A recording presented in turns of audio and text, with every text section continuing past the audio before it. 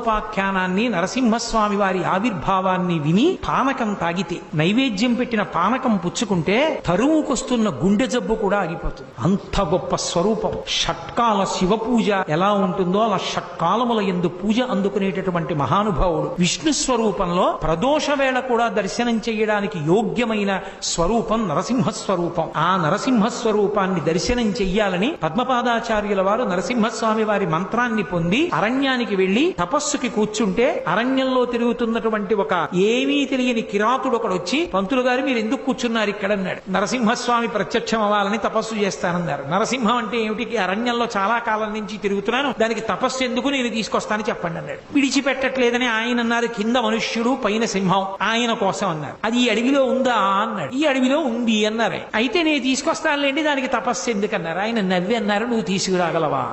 రేపు రాత్రిలోగా తీసుకురాకపోతే నా ప్రాణాలు విడిచేస్తాను పంతులు గారు, సరేనా? అయ్య బాబోయ్, వీడు లేనిపోని ప్రతిజ్ఞ చేస్తున్నాడని అలాగే లే అన్నారు. ఇక ఆ కిరాతుడు అరణ్యంలో తిరుగుతూ నరసింహం, కింద నరుడు పైన సింహం, కింద నరుడు పైన సింహం అంటూ చూస్తున్నాడు అడివంతా. మరునాడు సాయంకాలం ప్రదోష వేళ అయిపోయింది, కనపడలేదు. అక్కడ బ్రాహ్మణుడికి మాట ఇచ్చాను, తీసుకెళ్లలేకపోయానని చెప్పి చెట్టు తీగలు తెచ్చి ఉరితాడు పోసుకుందామని చెట్టు కొమ్మకి ఉరి పోసుకుంటున్నాడు. నరసింహస్వామి వారు ఆవిర్భవించి వచ్చి దర్శనమిచ్చారు. ఓసి దిక్కుమాలిన మృగమా, ఇంతసేపటి నుంచి వెతుకుతున్నానా, బ్రాహ్మణుడికి చూపిస్తానని ఎక్కడ దాక్కున్నావే అని చేతిలో ఉన్న తీగలు చేసి నరసింహస్వామిని కట్టి ఈడుచుకొచ్చాడు. ఈడుచుకొచ్చి పద్మపాదాచార్యుల వారి దగ్గర నిల్చోబెట్టాడు. ఆయనకేం కనపడలేదు. ఏమిటి నరసింహస్వామి వచ్చారంటావేమిటన్నారు. రాకపోవడం ఏమిటి, నిన్న నుంచి వెతుకుతున్నాను, నిద్రాహారం లేకుండా, ఇగో ఇప్పుడు దొరికింది, సాయంకాలం చచ్చిపోదామంటే అన్నారు. ఈయనకి కనపడదు, ఆయనేమో ఇదిగో అంటారు.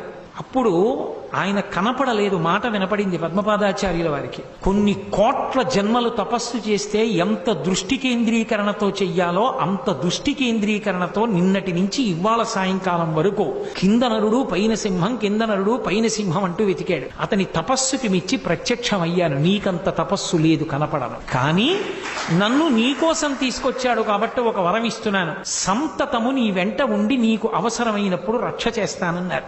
ఆంధ్రదేశంలో నరసింహోపాసనం చాలా విశేషం. నరసింహస్వామి వారి